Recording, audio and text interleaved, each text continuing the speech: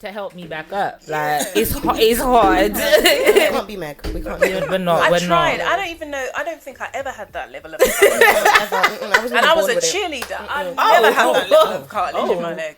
Wow. I know. That's coming from a cheerleader. Then guess we have no hope in this, guys. We have. No I never hope ran in for buses.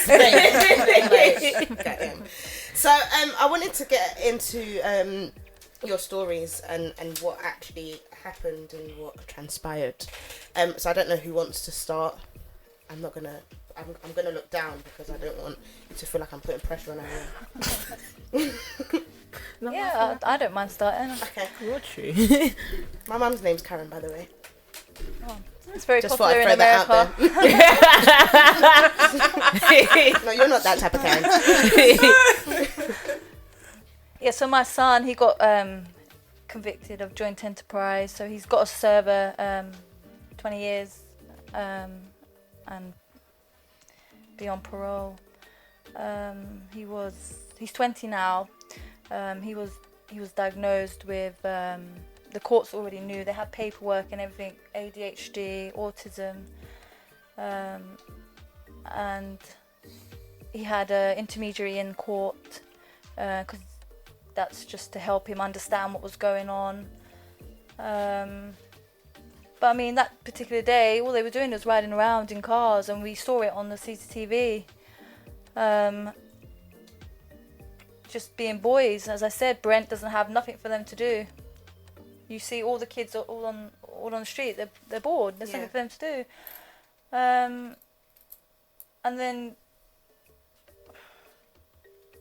we got a call, I didn't even know Mikhail was picked up by the police. I had to wait. Didn't know where he was, worried, and then I got a call to say that he's been charged for murder.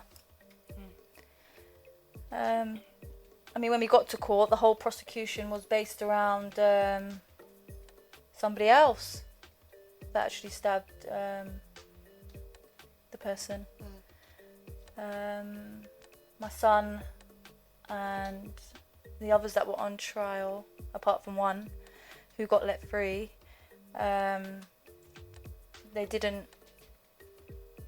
we thought that they were coming home because we was told by our lawyers that you're okay. Yeah. I mean, Mikhail didn't even get a chance to even speak on the stand because we was told that it's best for him not to. And he was trying to get through to our barrister that he wanted to say something, and he was just getting knocked back. No chance, nothing. He was just sitting there trying to understand what was going on, wanting to speak, couldn't speak. We were just getting mixed messages from the solicitor, the barrister. It was just hard to sit and to see. Yeah, I can imagine. Oh well, I can't imagine because I haven't been in that. Your turn. Okay, ladies, I'll take you back to, I think it was April the 24th. We've seen very clearly, my son's Dominic, he was 18 at the time, he was with Mikhail, who was also 18 at the time, and a few other boys. They were seen in the afternoon riding their bicycles up and down the local high street, going into the shop, buying a carton of drink, buying a crisps, doing what? Not harassing anybody, just keeping themselves to themselves, but riding around the high street. In the evenings, about 8 o'clock, they're seen and they actually go into a local housing estate, and they apparently come out there's two vehicles that leave their housing estate, not too far from us. And this vehicle seen to be cruising, literally, just cruising around the area until the vehicle in front parks up. My son's in the car behind, so obviously you're following someone, so you park up behind them, which is only natural if you're following. Yeah. The passenger of the vehicle in front jumps out of the car, runs across the road, and then, well, you don't even see, it's not like TV where you see it happen. It happens so fast. Yeah. He's apparently lunged into somebody and he stabbed someone several times, or accused of murder. But they are never identified by the CPS or by any of the legal parties as the actual stabber. They know who the stabber is. They have identified the stabber. The stabber did not have his telephone on him. He had left his telephone elsewhere. Our boys had their telephones on them, so they can trace you. With these smartphones, they're very, very smart. They trace the boys from where they are. They are able to put you within a location by your telephone, yes? Yeah. Which is what they use for our boys. There's no imagery of Dominic on any CCTV camera in the vicinity. There's no facial evidence of Dominic. No DNA. There's no DNA. There's no nothing for the boys. It's just that their phones put them in the area at the precise time of the and incident. That's just the area. It's not like an exact location, right? Yeah, I think it's within 100 yards. It goes from 100 yards or something. The perpetrator, the alleged perpetrator, didn't have his telephone on him, and he had left his car elsewhere. He conveniently got a lift off the car in front, and he had left his vehicle safely down a different road, not where he lives, but on a road, on a side street, not too far from where he lives. And the telephone that he always has with him every day was conveniently left somewhere else. So there's no movement of this telephone while the attack takes place. So that's his alibi. He's left his telephone at home. Our boys have their telephones on them. So we've gone through the whole court procedure. We've seen the CCTV imagery. We've seen the images, and it's like, well, it's very clear. My Dominic did not open a car door. He did not encourage. There was no window open. There was no flashing of headlights. There was no throwing of... There was nothing that Dominic done apart from being in the car behind of what the attacker jumped out of. But we go to court. The CPS present the case. They name the attacker. Throughout the case, this person was always the attacker. Our boys were never accused of being the attacker. But under joint enterprise law, all they needed to show, the evidence only has to be as loose as that you were there. And you are meant to know, because you are there, you are responsible for the actions of another person. They've been charged with murder, not manslaughter, murder. My son's got murder. That was my first question. Yeah, he's got a murder sentence. He's 20 now. He's got a murder sentence. I'm not gonna cry. He's got a murder sentence, got a murder charge over his head. He's got a minimum 20-year sentence. That's minimum. So whether you behave yourself and lick arse or lick foot, you ain't coming out before 20 years. And then you go before the parole board, who will decide if you are fit for rehabilitation into the community. And then you are on parole for the rest of your license for the rest of your life. So dare you do anything naughty after 20 years in prison, you are at risk of being pulled back into the system. They've been inside now. Dominic was the first one to be arrested, so he's been inside for nearly 2 years. And because of the COVID situation, there's no rehabilitation. There's no nothing, because all they do is literally, they're in a cell by themselves. I call it an apartment. We try and make it not sound so bad. So we say, Dom, you're in your apartment, and he spends 23 hours basically in his apartment with an hour's exercise if they feel like it. And this is rehabilitation for someone accused of murder, who the judge in his summing up said, we know you are not the murderer, but we will still throw a 20-year sentence at you. Charge my son for what his crime is. He sat in a car behind somebody. Alright, he drove a car with no insurance and no full driving licence. That does not warrant a 20-year sentence. Put him on tag. The money you're paying to have our boys at £90,000 or whatever the figures are, you could have put them in a penthouse in Canary Wharf and have them on tag to come home at 10 o'clock where they live their lives. You're saying they haven't done anything, but at the same course you are penalising them as if they have done something. I don't understand where, I actually don't understand where the misunderstanding comes in. You either have it, you either murdered or you didn't murder. A murderer to me is someone who strikes the blow. You can't murder by sitting in a car and watching it. We'd all be, we see it on telly, we'd all be accused of something. Do you understand There's just so many questions about this case. You haven't got the person who you identified. The police are lazy. I think that is my first question here, because obviously we're saying that they were naming the alleged attacker throughout the whole process. Yes. So where is that what? Oh, he's roaming. Yeah. So I think what has happened with that Nothing. just to clarify, and why? Yeah, and I think that this is. I think that this is exactly. I'm like, when we're talking about joint enterprise cases, you have to also, when you're looking at them, ask yourself, has justice been served? Because what we're talking about in this particular case is there's been one person that has actually taken a life of another, and the prosecution system has identified an individual that they believe is the person that carried out that act, and yet the system has allowed that individual to get off and go to Nando's now, 2020, when you have two individuals that are now serving time in prison when the knife was never in their hand, right? And so if you're asking yourself about whether or not we're safe based on this particular case as individuals, is your kid safe? Your kid might be next door to this individual, right?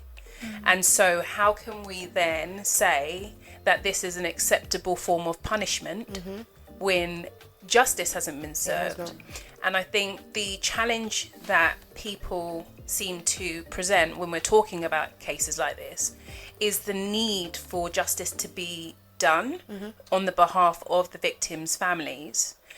But of course they're going to want to see people be convicted of crimes because they've lost someone in a very permanent state. And so whomever that is, that the judge put forward and the prosecution team put forward as being a party to the loss of their loved one, I'm going to want them in prison. They're going to want them in prison. They're not going to necessarily be able to understand the fact that this is a simple way of completing a process.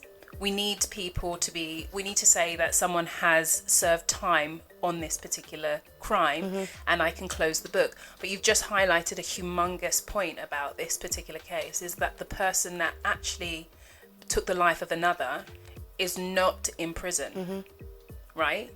And how do we then grasp that as individuals in society, saying, yeah, we've got a good judiciary system, like it works. We can't. And to Pat's point, we have to look at people for what they've done in a case. It's unrealistic not to. And I just offer at this moment that there was actually 2 trials on this case, not just on Dom and Mikkel, but there was another one which took place last year towards the end of. And in that same case, where there were 2 boys on trial for being in the same vehicle as Dominic, so the second vehicle, the same perpetrator was offered as the primary culprit for the murderer. And never once was the jury told that this individual that they're offering as the stabber, the alleged stabber, was free and was acquitted. And so the point about raising that particular area is how is it possible that we are able to go through a new trial of individuals with the same narrative, which was actually proven incorrect by the first trial? Because they have said, this is the perpetrator. The first trial, the jury said, no, he's not. He's acquitted. In the second trial, that same individual is being offered as the principal, even though he was never found guilty. And the tactic of the prosecution team in doing that is letting the jury know that there was a trial, there were people that went to prison, but they haven't told you who. And it's not incumbent on them to either. And I think that that's one of the things about joint enterprise which makes it so interesting, is that it really sort of flips the idea that you think the prosecution team have to stay within a degree of truth. It's theatre.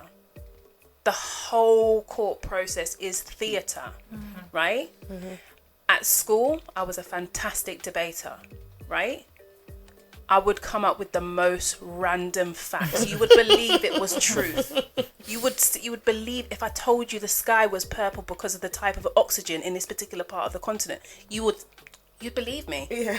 But that's because I was good at that bit. I wasn't good at the facts, right? Because the facts didn't suit me when I was trying to debate you and when I was trying to win a debate. And that's what we're talking about when we're talking about juries, the whole court process. There's going to be a winner and there's going to be a loser, and someone's going to get paid more and someone's not. And so that's what we're talking about. So juries thinking that everything the prosecution and the defense say is biblical is what's wrong, and that's why we need to be more critical when we're thinking about things, because we send people to prison unnecessarily. So I think I want to go back to the moment you found out that, because you said something very powerful there, and I think that's like one of the first things that came into my mind. Like, they're calling you to tell you your child is being convicted of murder. This is not manslaughter. This is not GBH. This is not. We're talking about a murder charge here. You didn't do it, Dom. Dominic said, Mom, I didn't do it. We said, we believe you. You'll get through this. I said, unfortunately, you're going to have to go through the system. You're in the system now. The system's got you. You're going to have to go through the system. But we can see in black and white, you didn't do it. We believe you. We're standing by you. Yeah. The day after the incident, even I was told who was the stabber. And I'm a woman in my 50s. I'm not on the street. I'm a little 9-to-5er. But I knew who was the stabber. Yeah. Everybody on the road knows who is the stabber. And it makes a mockery of the justice system when everybody on the road knows that the stabber is still able to have freedom and choices. Yeah. And they feel quite sorry. Most of the youth that we know actually are quite disgusted and heartbroken for the boys who are now serving. It's not a 2-year shoplifting sentence, yeah? Do you understand me? For the boys who are now serving such a lengthy sentence for the actions of another who we can't name. But you kind of, all my life, you kind of, you believe justice is real. You think, I've never really had nothing to do with the police, so, but you kind of think, there's always a black issue and the black boys issue, but you kind of think, but this is black and white. Yeah. No one never said that everyone jumped out of a car and stabbed this victim to death. It was always very clear cut how it happened. Yeah. It was on video. We don't have to speculate. Yeah. It was on CCTV camera. Clearly. Do you understand me? So we don't have to sit down and think, oh God, maybe it was this and maybe. There was no maybe. It is on CCTV for everybody to see who's not privy to see it. So it's just ludicrous that you can see something which I always say is so black and white, but it becomes so grey. Because if you saw we would have said straight off, well, the boys in the car. What did they do? Yeah. There was no involvement apart from being there. There was actually no involvement. There's no history. There's no dialogue of we'll meet you at 9 o'clock and let's go and dust out this boy or dust out. There was no evidence produced for that. The attacker wasn't even with the boys all day. He's an older person. He's a bigger man to the boys. Do you understand me? The boys were 18. They're all like 17, 18. And the alleged attacker was actually 24 at the time. Yeah, so. He's a bigger man to them. You understand me? The other two boys who are in the car with Dominic, one's been done for manslaughter and one's not guilty. So you've got 3 boys in one vehicle on the same murder charge who attributed different sentences. One's good luck for him. I'm very happy that one got off. Another one's going to be likely to serve a lengthy time as well because he's on a manslaughter charge waiting for sentencing. And Dominic has got the 20 years. And they are all placed in the same car at the same scene, doing under the same circumstances. Yeah. So it's just when you hear it, you don't believe it, and you do kind of just hope. You have all faith in the system. This is British justice. This is what Africa and the Caribbean and loads of countries base their rules and their systems on. They look up to they all wear their little white wigs. But this is British justice. This is not Africa where we're in the bush and someone come out with a spear and decided to. You understand me? This is British. They go to uni. They've got letters after their name. Yeah. They're educated people that walk with. They're educated people. They're not just random riffraff voluntary workers. These are educated people getting paid loads and loads of money. How does it even make sense to you? I'm not a legal person. I'm not a lawyer. I'm an ordinary somebody. But how does it even make sense to you? But when you've got the police actually telling you, we know who done it, Yeah, the police sat in my house and they said to me, you know, well, it's a shame, isn't it? We know Dominic didn't do it. We know who done it, but they can't find the evidence. But they can't produce the evidence. So is it lazy police work? They can't produce the evidence that he done it, but they can produce the evidence that they were sitting in the car doing nothing. Yeah. I was just going to say as well, though, I wouldn't mind having been educated in the bush in Ghana. Right. I'm not going to lie to you either. I would get 100% education. But I think I think the point here is that we know we're not living in America. So I feel like when we see this stuff happen in America, and this is what I was saying about my addiction to Netflix, because I'm like, literally any kind of injustice, I'm like, how can they do that? And then I start Googling it, and now I'm all of a sudden a lawyer. Literally. For all of half an hour though, because I don't be remembering after that. But I then become a lawyer, and then I get really, like I said, I'm getting angry now, but I get really, really angry. And most recently I watched Brian Banks on Netflix. I don't know if anybody's seen that. That's about a footballer who lost his scholarship because a girl decided to say that she raped him, and she got loads of money. Yeah. And I'm really vexed with her still, so let's not talk about it. But I think for me, what really really struck me about this case when I was really like looking into it and watching you guys tell your story on the Instagram post that you guys did, is that it genuinely is a case of wrong place, wrong time, and just minding your business. So this is what that gets you. I'm minding my business, and yet we're talking about a murder charge. Like, this is. I live in that area. I could have been walking down there. I could have been joint enterprise. I could have been. That's crazy. I think that's what's really bugging me about it. Like, that's an actual law, like, that's there, written. Yeah, it's funny you said wrong place, wrong time. It's right place. It is, right actually, law. Yeah. Because you can be wherever you want to be. They can just, and if they want to do it, they're going to do it. They can. Like, if you follow Cosine 200, we post threads and stories. Like, a whole family got swooped up on the New Year's once. You know, people are just living life. You can't be in the wrong place. Yeah. Do you definitely. And that's it. You just simply cannot. It's just not possible. You are just where you are, right? And it's the law which has been created as a response to trying to, if you will, sort out law and order in society and correct the ills, and also try to address issues of, I suppose, class.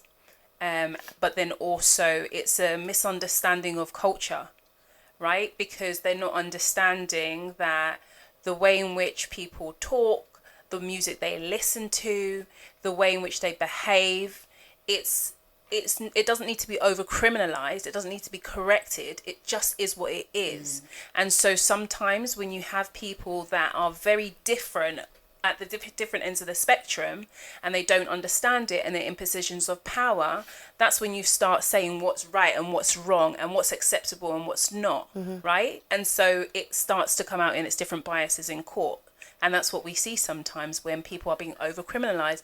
And that's what the statistics show us, that there is a disparity. And I don't necessarily think disparities in statistics mean that there needs to be a correction.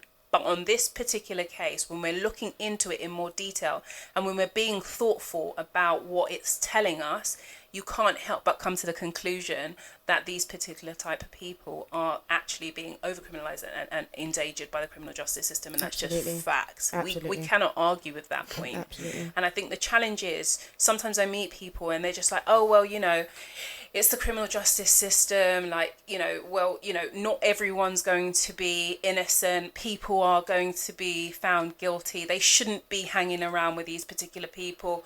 Like, what, you know, it's so alien, like, their parents need to be more involved. There needs to be some sort of structure around them.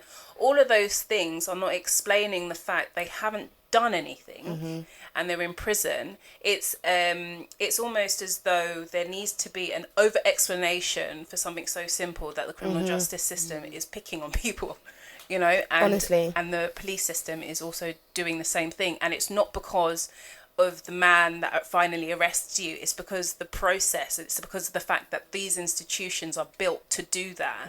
And so whether or not you are inherently against a particular, you know, race or whatever it is, that is by the by. The paperwork, the system, the process will allow you to do what it's meant to do, and that's to filter out the quote unquote goods and bads, and that's what we kind of see, you feel me? So it's like, it's a challenge. Do you think if the boys had the opportunity to, because I watch a lot of How to Get Away with Murder, right?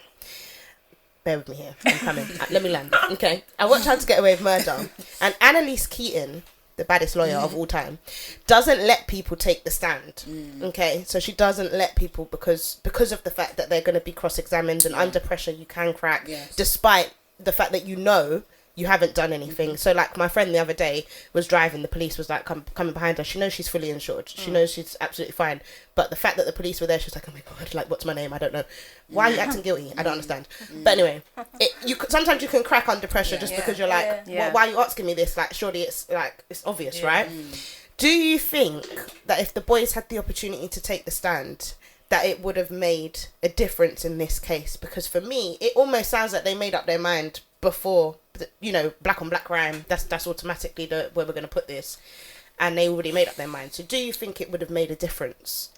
I don't really know. In Dominic's case, he was the Annalise could have been his lawyer, because he was advised off the record not to take the stand. He wanted to take the stand, but only really to say to the family that he was not party to the incident. But he was told that if you go into the box, you just can't go in and walk out. Once you're in there, you're open to prosecute to the prosecution team, and if you don't speak and present yourself in a certain way, you may not set yourself up as a good example for the jury members. You know, the jury's stand there in a suit and a tie. You might be more respected if you speak the Queen's English, and a little boy who's only 18 gonna talk, not even understand how the words are put to him, and you will start to stutter and maybe get confused, and before you know it, you're twisting your answers to suit the narrative and digging yourself into a deeper hole. So he was actually quite frightened of taking a stand because that's how it was presented to him. Do you understand me? I don't know. It's hard. The way it was presented and how it actually turned out, you don't know. But with Mikhail, he was fidgeting all the way through the case. Why do lawyers do that? Like, shut up. Just shut up. Like, don't give me false promise. Like, do what you need to do. Let me know how you think it's going. Don't then tell me, oh yeah, it's gonna be fine. No, don't do that. For someone to have a psychological report, to have phone intelligence, to have clothes intelligence, to have all these stuff, and it just. And can I just add as well? I mean, the judges, God bless them. I mean, they know they're doing a job. But I mean, the first question to the jurors was, it's like a route to verdict, they call it, where the judge actually sets out what he wants the jury to look into. And the first question in our route to verdict for our boys presented was the defendant at the scene? If he was at the scene, he was guilty. If he wasn't at the scene, he was not guilty, and he moved down. It's like a visual kind of flow chart. So it didn't say, is there evidence of the defendant with a weapon? Oh, wow. Do you understand me? Oh, wow.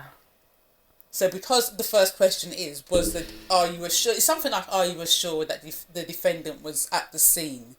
They were not sure the perpetrator was at the scene because there was no cell sign putting him at the scene. There was no vehicle registration putting him at the scene. But did the boys admit that they were there? Like they said, I was there. Dominic said he was there in the car behind. Okay, so is it a question? I've said that. So exactly. But the judge, the way they throw it out is that the judge says, "Are you assured the defendant ABC was at the scene? If he's at the scene, simple, guilty. It's not. You don't go down to number 2. You don't go no further." Wow.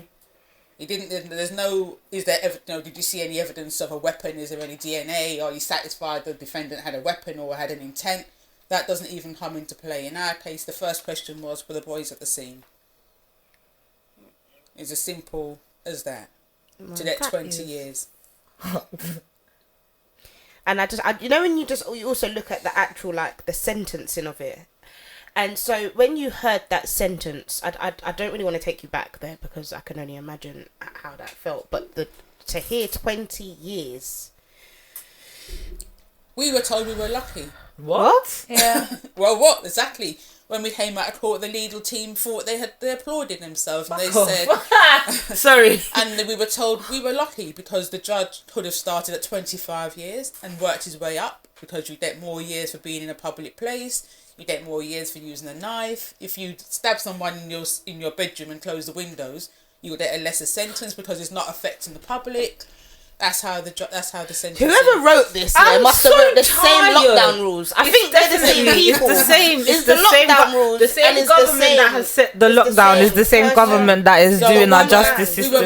We were told we were lucky. That were the words. That's the words that we were told from our legal team. We were meant to be clapping and jumping up for joy that our sons had been given 20 years for something that they hadn't done. After you just told me he was going to be fine. All right then. And but when you you just said they were going to be all right. But when you actually look into joint enterprise, which obviously because of what's happened, I've taken an interest in it. You've become Annalise Keaton. I don't blame you. Yeah. You actually see that 20 years is quite a generous sentence, because a lot of the boys are getting 29 years, 33 years, 30, and this is for sometimes for just responding to a text.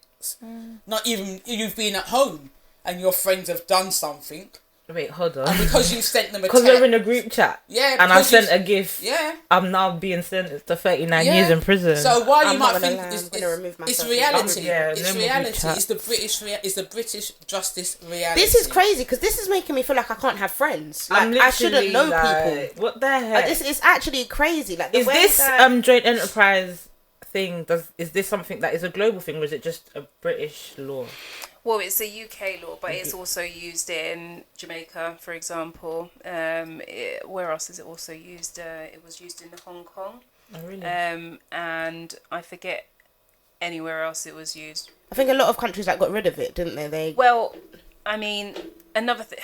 So, getting rid of laws is so difficult and expensive. So it just turns into a different fashion, yeah? Mm-hmm. So whilst we're talking about joint enterprise today, and they'll slowly try to pull it out of circulation, something else will come in place. So it's about being vigilant at all costs, right? And it's the way they explain it. It's not joint enterprise, it's secondary party. So they're trying to get it out. Yeah. So it's even now changing. You'll start to see the language slightly shifting, but it's at the root cause of it. It's still joint enterprise, and that makes it hard to for you to see in the statistics how many people are being found guilty under joint enterprise, which was something which wasn't even statistically counted before in any great detail, but is now coming to light through I think for me, if the first question is, was he there, and then and then you're guilty. Yeah. How do I then prove my innocence? If you've brought this charge against me, why is there even a defense? Like how can there be a defense if you're saying the first question like you're setting me up I've for said failure. That I was there, and so I'm gonna get 20 years for being there. Yeah. And I think another thing that I want to highlight again, it's not just the 20 years, is it? It's beyond that for life. Yeah. And so, if these kids want to go to America, they can't. If they want a job, they can't. 20 years is the first hurdle. And so this is genuinely going to follow them through their whole life, and I can't. Messed everything up. But you didn't do the crime, yeah. And that's my thing. I feel like, but I've done nothing, and it's going to affect me for my whole life. Mm-hmm. I'm gonna be like what's her name on GMB? The girl that sit with Piers. She cries all the time. Susanna Reid. She cries all the time, and then I call her a liability. But I think I'm about to do the same. So can we just break up the segment a little bit? I'm gonna throw it back. My unagi. Yeah, that's exactly what it was. My birthday on December the 27th, right? Oh, swear. Yeah. Oh, happy belated. Old woman, thank you. And I ordered it. I saw it. I went to my cousin's and I abided the lockdown rules. That's what I mean. I heard my cousin had a karaoke machine, and if I was there, I would have been singing to the earliest hours of the morning to the next day, where my throat felt like I had swallowed razors. But I felt like it would have been a good night. It would have been a good night if you did go. And it's a good thing you didn't, so that your throat didn't. So I'm gonna divulge really quickly. Like, do you get birthday presents? On Christmas, I don't remember the last present. I'm really sorry. But that's fine. No, I don't know, because my birthday's on New Year's Eve, and it's Wassera. So that's a word that I created. But yeah, it's wasera. Then it's actually the worst birthday ever. So just thought I'd see how other people feel. Yeah, no. I didn't get a birthday present. I was trying to have a fairy themed birthday party at my mum's house because don't mess up my flat. I hear you. And then Boris decided to come on television and tell us some And next talk. news. And Yeah, just speak. I know. No, he's really upset me though. I'm not even gonna lie to you. Sorry, March. Man said March. Man said March. March. Oh, was it? This March last year we was in this. Yeah. Why are we the only country that ain't got it right? Can I just say New Zealand has now declared themselves a COVID-free country? Why? Yeah. So why can't He Boris needs to go and chat to the woman. I was gonna say because you know when you were in school and you was failing, right? Your teacher said go and do extra curriculum, go and revise, study notes from your brethren. Why isn't Boris doing that? Because we're failing. Go and study from gal in New Zealand. Ask her for hey boss lady, can I borrow your notes please? Because we're still in this lockdown, and I'm not gonna lie to you. 1 in 30 people are dying every day. Yeah. Like can we just? Can I borrow your notes? Can I borrow your notes? Because Tashalla's birthday is in how many days and she wants to go to the club. So we need to get this sorted ASAP. Oh, man, I've been wanting to shake bum all year and I've not been able to do such. So that's why I was trying to do Megan in my flat. right, and it didn't. Have you tried her new one?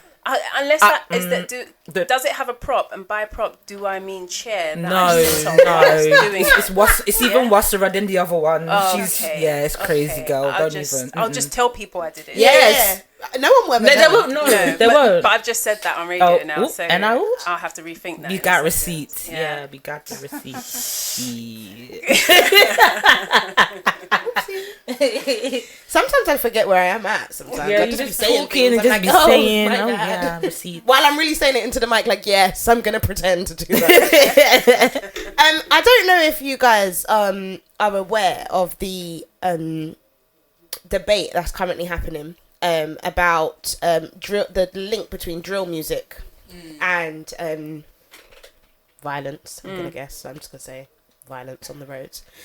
How do you guys feel about that link? Do you agree with it? Do you have an opinion on it? Do you think anything of it? If Nisha was here, she'd have a lot to say. I try to stay off this topic, to be honest with you, just because I think it's a really tricky one to explain to people why you should only be judged by the actions of what you do, right? And so when we're talking about lyrics and how they might be, I suppose, it could either be assumed as being storytelling, or storytelling based on something which is actually happening, or just chat. And I think there's a fine line between trying to criminalize the words based on what, right? The potential that someone might actually follow through. Because if we do that, then let's start banning books again. I was just about Let's to start. You know, But that's what we should be doing. when we was in the Old Bailey, we went into someone else's court case because you're allowed to do that, and they actually pulled up a bit of drill that someone was singing, and they took that into consideration As evidence. yeah. And that's how it I happens. think the word evidence needs to be like. I really feel like someone needs to tell them the meaning of it. Like, I feel like I really need to give you the definition. And let me tell you, evidence. that's why they call it circumstantial evidence. Yeah, because I could literally. I I'm feel like going I to write a song right now about the Yeah. millions of pounds in my bank account. That's it. Try no, I've never seen $1 million ever in life. Yeah. But you man ain't gonna know. I'm gonna tell you that. Now when you draw me out about it, it's circumstantial. I lied. Now what? Yeah, Do you know what I mean? But that's yeah, it. it's But crazy. then I'll tell you how that could be used. You start chatting about your millions right now, yeah? Then you post on social media your microphone that they can say cost X. Then you start posting, oh, I just bought this bag from Selfridges, right? It might even just be you went to Selfridges And I to buy rented. something that was in there that was made I just by picked it Marks up. and Spencer's, Yeah. and you put it in your big Selfridge bag, yeah? So now I've the actually done story that is, before. you know, I bought something from Topshop. And I'm I about asked to for do I it. specifically asked for the Selfridges bag. Anyway, sorry. or sometimes you take your fancy bag with you. Yeah, just so that you The one that can- you keep flat underneath your sofa. I've got a Gucci bag, like trainers. That's it. My sister bought me trainers for Christmas, and I got a Gucci bag, and That's now it. I pack everything in that Gucci bag Yeah. because I'm like, I got Gucci. Exactly. And so it starts to build a picture. And so how circumstantial evidence is that? You said this, and here's a picture of this to kind of corroborate the cost. And then we start looking at your pictures, and then you might be at a 1-2 party where there might be a lot of people there that might have means. And so now you're mixing with people with a similar means. And then, right? And then they come and see your working environment, and they're saying, oh, okay, this is a nice borough. You've got a nice little setup here. And how much did all of this equipment say? There's no branding on your microphone. So they say, okay, so that unbranded microphone could be between £10 or £10,000. And then you've got, 20? So the jury start forming this picture in their head of what you've said and the realities of your environment, and that can be used. I love this country. It's such bullshit. It's such bullshit. Because can I guarantee you, right? If somebody was to be looking in on my life right now, they probably would think I had money. I don't. But try know, like, I've saved, or I just have generous people around me that would gift me, or like I have parents, things like that. Yeah. But you would think, so she's got this in her room. I could literally sit there and be like, yeah, so, but because you've seen it, and because... But then that's you bringing your parents into it. Oh, so now they're gonna... Oh, wow! The minute you say that... I'm so sorry, mummy. And that's how it kind of works. So that's kind of what you're seeing here. Because it's the case of you're looking at Dominic and you're looking at Mikkel, who are friends from day, yeah? And then you're talking about Dominic, who has these other boys who he knows, and Mikkel knows. So they're all friends. So you've already got that association. Mm-hmm. But then without trying to explain the age gap and difference, you talk about locality. So everyone lives in the same Harlesden area. Everyone knows each other, which is just obvious because they went to either the same schools, same after school clubs, live in an area that they hang out with. Then you're putting them all in the same category, and you're calling them a friendship group. And then you're saying that they have familiarities, and you don't need to even specify how long each person has known the individual people in a group. Today. Mm-hmm. Yeah, done. And that happens. And that really does happen where people have left central London to go and visit someone in Birmingham, and there's been a riot, there's something that's taken place, someone does something silly, and you're in and amongst a group of people that you've never met, but you know one man or one female, and you are now spending 30 plus years in prison, and that's a real story. And so that's as simple as joint enterprise. And so you've got to question whether or not it's got enough strength to be used. Like, it's not a case where we're trying to say that there's a small number of people currently spending time in prison that are innocent. Look at, like, there's a lot more than we're talking about. The CCRC put out a statement last, and they are the Crown prosecution review team, right? So they have made a recommendation to the Lords, basically saying in that, focusing on COVID and prisoners, but they've also put out a set of recommendations in there where they have looked at joint enterprise, and they've referenced it. And they're talking about the foresight strand, which in 2016 was deemed to be used incorrectly for the past 34 years. They have said that it was used incorrectly, and they've now taken it out as being it cannot be the only factor to convict, but it can be still used, right? And in that statement, they have said that they've essentially said there are people in prison that have not committed the crimes, and this delay in giving them justice is not justice. But they've also said that they aren't able independently to conduct these reviews because there's no rationale for the jury's sentencing. So like Pat just mentioned, the judge said, if you can place them at the scene, right? And then the jury go, they deliberate, they have their conversations, and then they come back with a guilty verdict. Now, the CCRC can't make a decision because they don't know how they came and arrived to the overall judgment. They don't know what the rationale was. And so that's what's creating a delay. That on top of the fact that there's a substantial injustice test. Each person that has been convicted has to prove, they have to say, there's been a substantial injustice in my case, but that hasn't been defined. So how are you going to take a test when you don't know the subject? But say something to discredit the opposition, etc., etc. But the jury themselves, they're individual people with their own brains, innit? So I'm listening to everything and there has to be no doubt, innit? but I'm doubting it. Like, I just don't understand. Who were these jurors? Like, I would have been the one person in the room like, nope. No, but that's what I'm saying, because okay, cool. But as much as you've... No, but yes. I think why? Because, like I said at the start, when you walk into that courtroom, it's theatre. So we here... I think it's because we watch the shows, but we feel like... Yeah. No, because I feel like my thing is, you're standing there telling me who did it. Yeah. So in my mind, I'm like, no. Like, well, why are these people going to jail? But you have one question to answer. Were they at the scene of the crime? Okay. So here's the thing. I think that's what would have been in my mind. Okay, they were there and... But that's exactly why we exist. Cosign exists. Because campaign groups are trying to get this message out about joint enterprise, but there's been a narrative of it's complicated, it's tricky, there's more detail. No, it's simple. It's so simple. I could be with you. I could be eating bread and cheese. We could be going to Peppers and Spice in Dawston, and then some madness happens to someone that I went to primary school, and I go from eating bread and cheese to being in prison for 25 years. That's what I'm saying. It's simple. I'm not saying I wouldn't eat bread and cheese because I'm lactose intolerant. I'm simply saying that's as simple as it can be. So is that?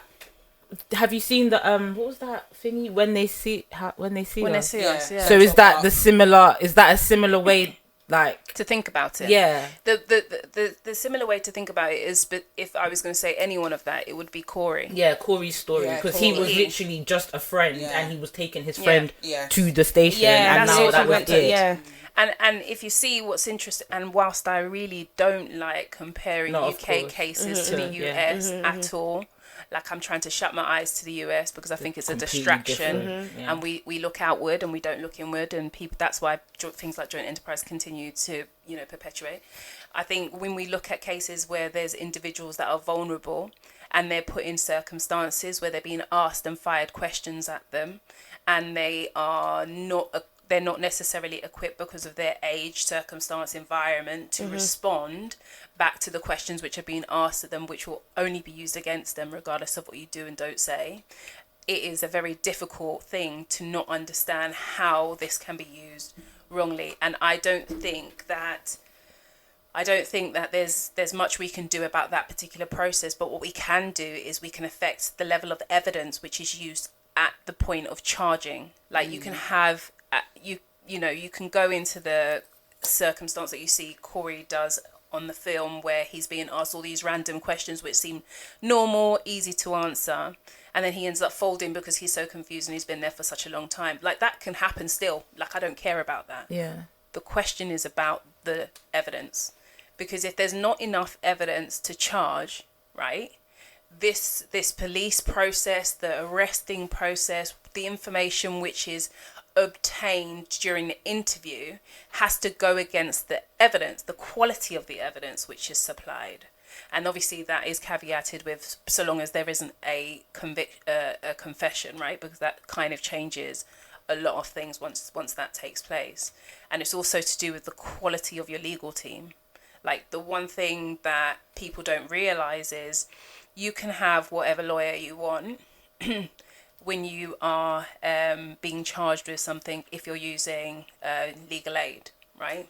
But don't sign a legal aid form, because that's when it's really difficult for you to change your legal team.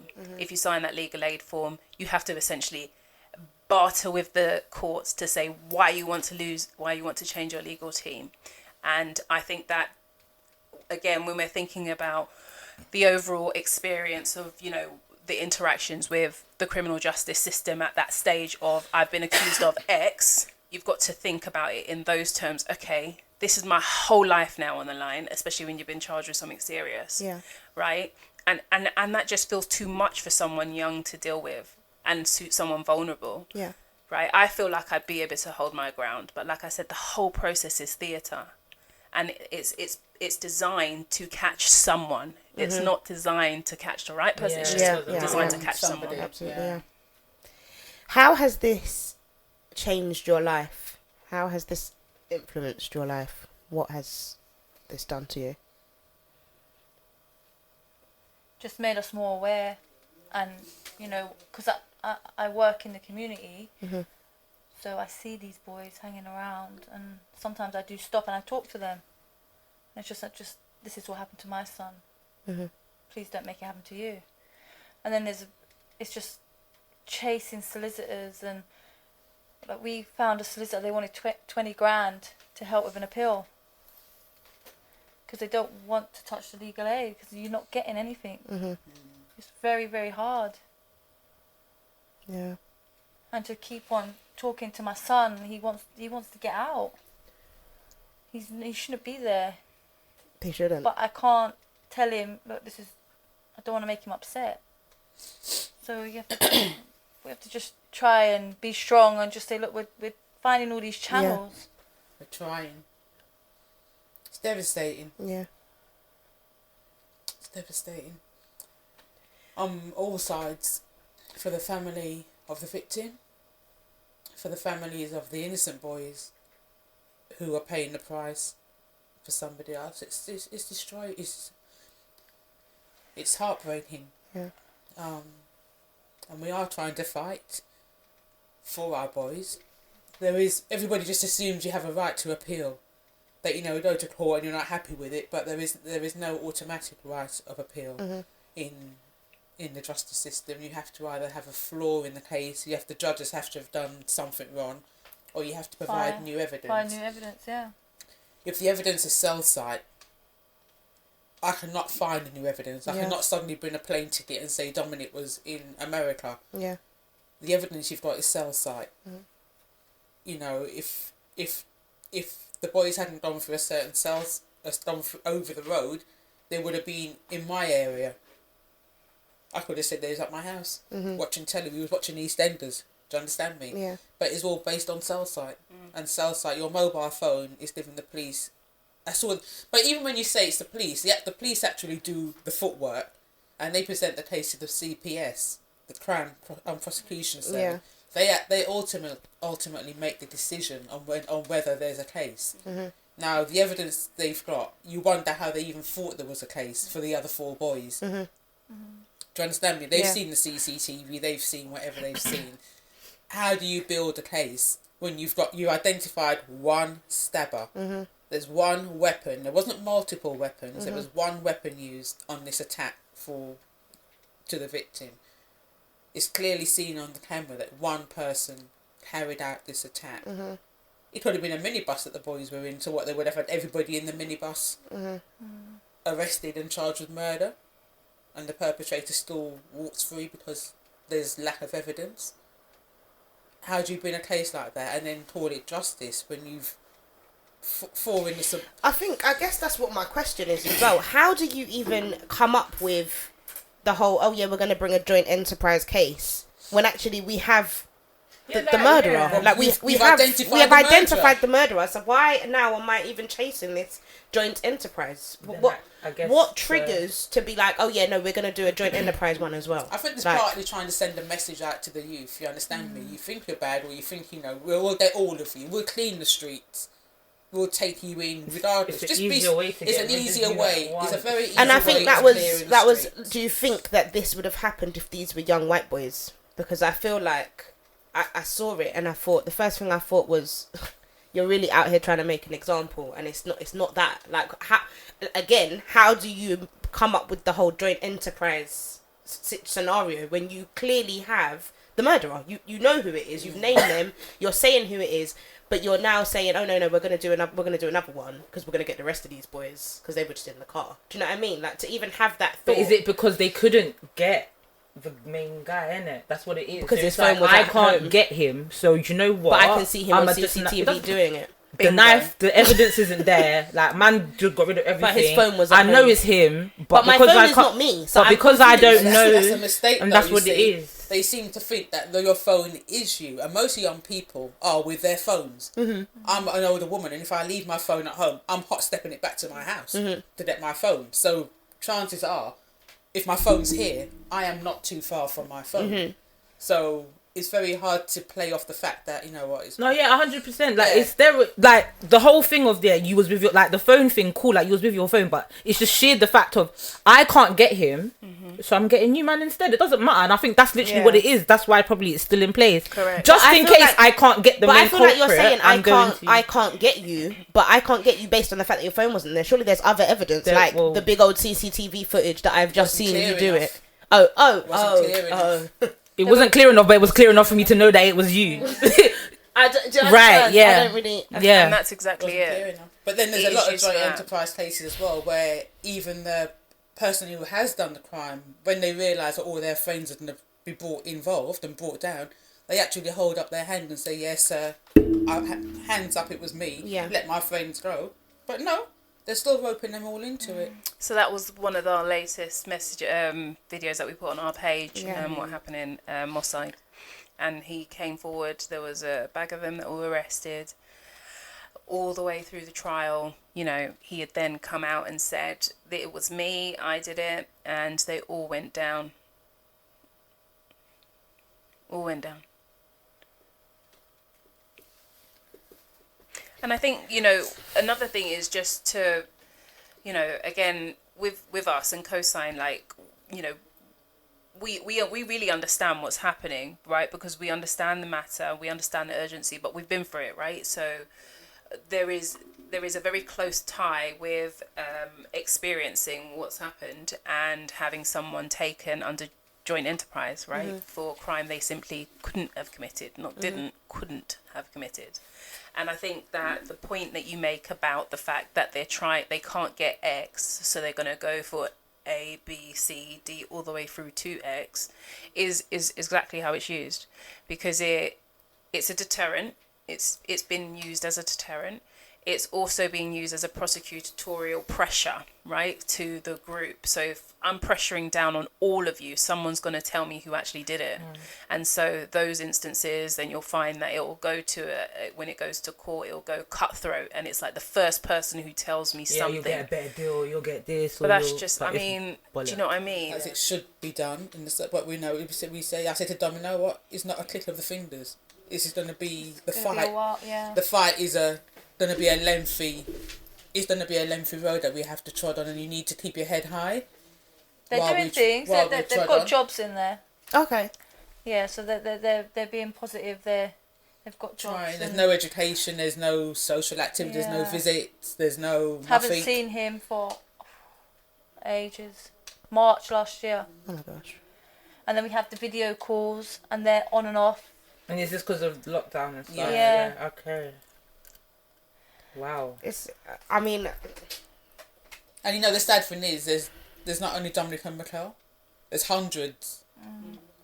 Black, white, Indians, male, female people, young and old, that have been caught up in this joint enterprise scenario, who are doing time for somebody else's crime, basically. And I also wonder, how do the police feel when they know what they know? Do you close a case? Because now you've got 4 boys that you've charged. You've got 5 people who you've charged for the murder, but you've got 1 identified perpetrator, for want of a better word, and everybody else has been charged with murder or manslaughter or whatever. But the one you know done it has not been has slipped through the net. Do you close the case? The case isn't solved. It's not. There's no justice for anybody. There's the family haven't really received any justice. I think that's the assumption that justice was meant to be served, as opposed to the case being resolved. How did we get from murder to manslaughter? What was the how did they differentiate between? Do we know? So the court papers that was really recent, as in December, November. Okay. So the court papers will tell us when they're released, but it will be as simple as, and this is not based on court papers, so I will say I haven't seen them, but my understanding from the actual case that took place at the Old Bailey is it was quite simply a belief that the individual that was finally convicted had told a lie about where exactly he was in the vehicle at the time of the attack. And so they couldn't prove that he was... They placed him at the scene of the crime, but they didn't believe he was the murderer, or participated directly in the murder, but they did believe that there might have been something he knew that resulted in the murder. And so, ergo, lesser sentence. But they were also very young at the time. So they were minors. They were considered minors at the time. And so juries, I suppose, and this particular jury were given options. Again, this is not based on court papers because I haven't yet seen the court papers, but this is my understanding based on the informal summary of that particular trial, which is obviously really hard to get your head around. How can you charge someone, convict someone based on where they did or didn't sit in the secondary car? Wait, sorry, in the car that was parked behind. Correct. So not even the main vehicle. Correct. The vehicle that's in the back. Because I said I was sitting in the middle seat, but then actually I was sitting in the left rear in the car that was in the back. I love this country. I don't know why you keep saying that. I really don't know why you keep saying that. It's sarcasm. Because the more and more I hear it, I'm just thinking like... Because I'm a person that works on logic, and it really racks my brain. I feel like you say this every No, week. but I do, because I need people to understand the way that I need to understand. And when I don't get things, it drives me crazy. And I think this is why I'm just going to keep repeating it and repeating it. Because it's just like... I hate being confused. I really do. Because you're telling me that I was here. Man was there. But because... Yeah, no. So think about it this way, logically. That a crime has been committed. Mm-hmm. We're not quite sure who was the primary perpetrator, but also thought leader of this crime. As such, we need to close the case. We need to make sure that there is no potential further harm done. And so what we'll do is we'll get anyone that we believe was attached to that crime. And even if we don't know, or the main perpetrator cannot be proven to be there, what we will do is we'll take his affiliates away from him. So the chances of him at least being encouraged to commit another crime are lessened. And so me as detective, I believe that the streets are safer because there's less people that can either create or incite violence. And so I can sleep at night because my job is to resolve cases. Well done, Constable Prick. Well done. You. Glad you can sleep, lovely. Well done. One big baller idiot. Yeah. It's easy also as people to think, what can I do about this? Like, this is so big. It's a criminal justice system. There's nothing I can do. There's like so much we can do, because just before Christmas again, we had Osim Brown, who was convicted under joint enterprise for being in the peripheries when a mobile was supposedly taken. Mobile phone was never proven to be taken, but went to prison. And before leaving, they put him into a deportation centre. So he was set to be deported back to Jamaica. But his mother, Miss Joan, who is a powerhouse of a lady, went on a social media blast. Everyone you can think about was talking about Osim Brown. And he was released early from the detention centre, spent Christmas with his mother, because over 300,000 people decided to sign a single petition and share his message and make sure that people were talking about it. So when you use your currency, you can sit in your bed, you can eat bread and cheese, right? Whilst you're signing the petition. It's because she really wants to eat bread and you know cheese, but she's lactose, so she can't. I can't. It was a snack when I was younger, bread and cheese snack.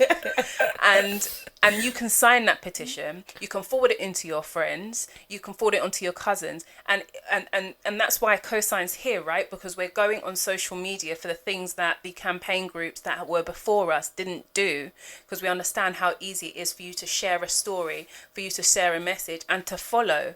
Like, that's what you can do to get attention on the page, which is talking about these stories. We're not talking about us. Nisha and I aren't like, oh, look at us. Yeah, we're cute, but we're not trying to be all up on the page. Yeah. We're letting you have, and we're completely self-funded. We have an entire team. We have a great videographer, editor team, and we have fantastic directors. We pay for them ourselves to put these stories out there, not for any other reason than the fact that we understand the depth of the issue, and we're trying to make sure that we can take it from not being heard to being heard. Yep, and that's as simple as it. So if you agree that what we've said, and if you agree when you look into it a little bit, if you choose to, that joint enterprise is something that we cannot abide by anymore, then what you can do is go on our IG page, follow us, share the message, share the stories, and help us get what Miss Joan did and get to that 300,000 so we can get it spoken about, because he left prison early. I'm not lying. They don't do that. They don't do that. It wasn't no politician, no David Lammy that walked up into prison and said, oh, let me talk about this in Parliament. The mum did that, and she, with the support of people, but just by sharing his message, he spent Christmas at home and wasn't on that deportation flight in December. That so many others were. That doesn't happen. Yeah, no. Pretty Patel's a bitch anyway. Sorry, I can't stand that bitch.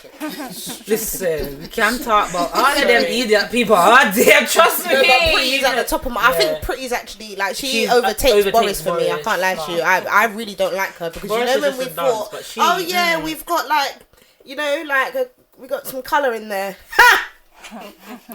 Fuckery's bitch. Sorry, she's a really, really, really... Oh, anyway. Remember, the system allows her to be there, so... Anyway, anyway, let me stop talking now. Well, I think most people who, not most people, I think everybody who's heard your stories today, would be touched, and like I take my hat off to both of you. I cannot imagine what it's like to be in your position, and I really do hope that you win this fight, because at this point, that government, then you know what they need to stop doing? Writing laws. They're not good at it. Just stop. Just stop it. You're not good at it. Just take. Like I said, we are the only country in the world that is still doing not freaking full up lockdown. People were in Ghana shaking bum on New Year's. They were. And I was like, what was you doing? I wasn't doing that. Do you know what I mean? Like, New Zealand were hugging and kissing. They were with Bay, like they were allowed to be. Can you imagine? Sorry, I'm just quickly. I don't know how true it is, but they said that when you're like doing relations with your partner, you're meant to wear PPE. Oh, stop it. I don't know if it was real life, but they said like you gotta wear masks and shit, isn't it? But I don't know. I thought people were just taking the piss, but people like, no, government are being serious, and that's the government that we're taking notes from. Yeah, telling me to wear face mask when I want to go lie down with Bay. You're funny. You're hilarious. You're there like.